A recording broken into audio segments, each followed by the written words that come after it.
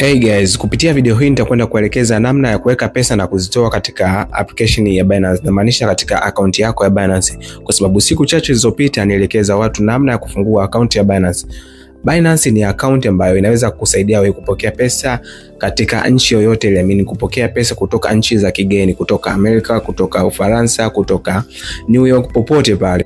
Lakini pia ni account ambayo pia itakusaidia kutuma pesa kwenda nchi yoyote ya kigeni. Nchi yoyote, nchi za nje, unaweza kutuma pesa kwa kutumia Binance. Lakini pia sio nchi za nje tu, unaweza kupokea na kutuma pesa pia ndani ya nchi yako, ukiwa Tanzania, ukiwa Kenya, ukiwa Uganda, anywhere. So kupitia video hii nitakwenda kuelekeza namna ya kuweka pesa zako na namna ya kuzitoa. So guys, kama ulimisi video ya namna ya kutengeneza account ya Binance na kuiverify, unaweza ukaicheki kupitia link ambayo nitakuwa nimekuwekea kwenye description hapo. So guys, mimi ni Joseph Leonard na hii ni J Leonard 21. Let's start. So guys, baada ya kuwa umeshafungua account yako na pia imeshakuwa verified, unaweza kuweka na kutoa pesa zako. Na zile unaweza kudownload application yao, inapatikana Play Store pamoja na App Store kwa wanaotumia iPhone.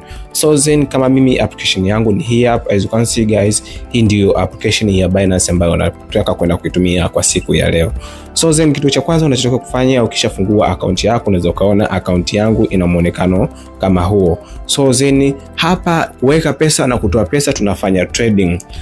Kufanya trade inamaanisha kuuza na kununua. Wale wanaofanya trading na cryptocurrency wanaweza kanielewa nikitumia hizo term mbili kama kununua na kuuza. So kuweka pesa katika Binance, hapa tunanunua. Lakini ukiwa unatoa pesa katika Binance kuja kwenye line yako au kuja katika benki yako, hapa tunasema tunauza. So hizo ni term mbili ambazo unatakiwa uzifahamu, ambapo kuna term mbili katika lugha ya Binance zinaitwa buy and sell. So kitu cha kwanza unachotakiwa kufanya, unakuja hapa chini. Ukiangalia upande wa chini hapa kuna option imeandikwa trade. Ukigusa hiyo option iliyoandikwa trade, then itafunguka kama hivyo. Na baada ya hapo ukiangalia upande wa juu huku kuna option nyingi.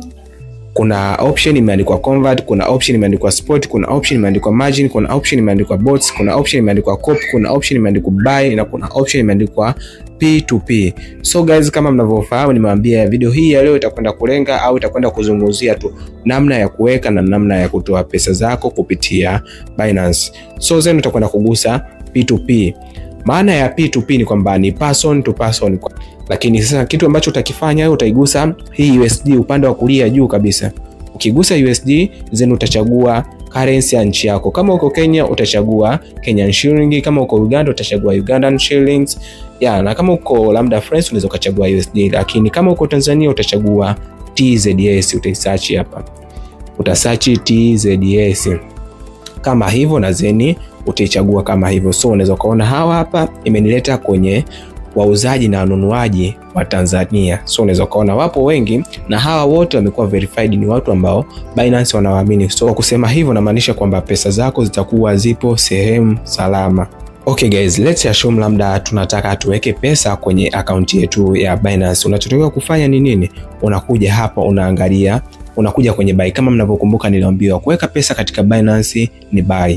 Kuzitoa pesa zako katika Binance kwenda katika account yako ya benki ama namba yako ya simu yoyote ya mtandao wote tunauza, ambapo tunaita kama sell.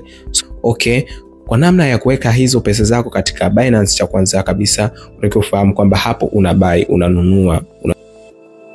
Lakini kitu kingine nikupe onyo kwamba hakikisha wakati unanunua au unauza pesa zako, mara nyingi penda kutumia hawa mawakala ambao wamekuwa verified. Unaweza kuona wana vitiki vya njano, au ni mawakala ambao wamefanya miamala mingi na pia wamekuwa verified na Binance.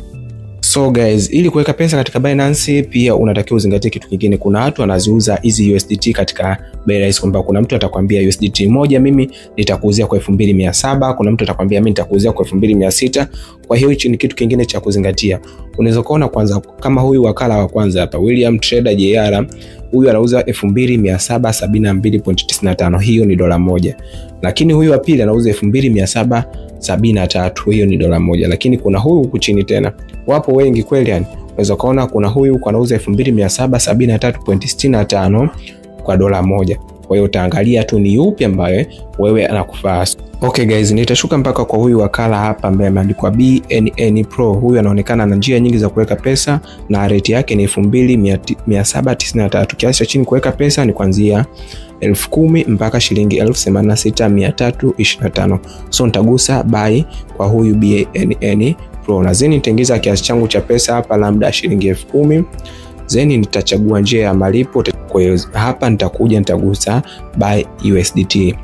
So hapo utakwenda kugusa hili andikwa view payment details, utaigusa hiyo hapo na zeni unaweza kaona namba hizo hapo kwamba unatakiwa ulipe kwa kutumia labda Tigo Pesa, ulichagua njia hiyo hapo. Unaweza kaona hapa kuna jina litakalotoka pindi utakapolipa katika Tigo Pesa. Kwa hiyo utalichagua labda mimi nitachukua hii namba nitaicopy. Na zeni baada ya hapo nitakwenda kuitumia hii namba, na zeni baada ya hapo nitagusa transferred notify seller. Kama ulivyoona hapa nataka nikaweke kiasi cha shilingi 10,000. So nitakwenda sehemu pa menu pa kupiga ili niweke hiyo pesa. Kwa hiyo nitakuja hapa, mimi natumia line ya Halotel.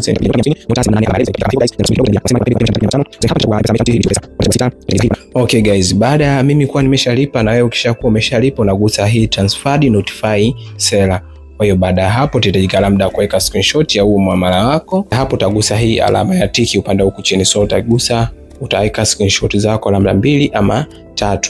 Unagusa tena transferred notified seller. As you can see guys, imekuja option kama hizo kwamba huyu wakala amesha release hizi crypto. Ukiangalia hapo nimepokea kiasi cha $3.57 deposit into your funding wallet. Kwa ukicheki kwenye wallet yako unaweza ukaziona hizo pesa. Kwa ukigusa cheki wallet, ukija hapo kwenye funding wallet unaweza ukaona kuna kiasi cha $3.57 na hizi ni USDT, ni kiasi cha pesa ambacho nimekipokea kutoka kwa huyu wakala ambaye nimemtumia pesa. Kama unataka uzitume hizi pesa zako kwenda kwa mtu yeyote wa kutumia cryptocurrency address, kwa hapo utakwenda kugusa withdraw. Ukigusa withdraw inamaanisha una withdraw hizi hela kwenda katika wallet nyingine. Kwa hiyo itategemea na ule mtu amekupa wallet gani. Kwa hiyo utagusa labda ni USDT, utachagua ni USDT. Na then utagusa send via crypto au send via email, phone au ID. Kwa hiyo kama mtu atakupa anaweza akakutumia kwa kutumia email yake, anaweza akakutumia pia kwa kutumia namba yake ya simu, ama akakutumia kwa kutumia ID yake. Kwa utachagua njia ambayo unataka kutumia, lakini njia ambayo inatumika sana ni hii send via crypto. Na uzuri wa njia hii iko very secured, na ndio maana wakati wa kujisajili kulikuwa na vitu vya muhimu ambavyo vinahitajika. Kwa hiyo uwezo kumtumia mtu pesa kama huna hivyo vitambulisho. So ni njia ambayo pia unaweza kuitumia kama kusave pesa zako, na zeni baada ya muda fulani kama dola itakuwa imepanda unaweza ukaja kuziuza katika hela nzuri guys.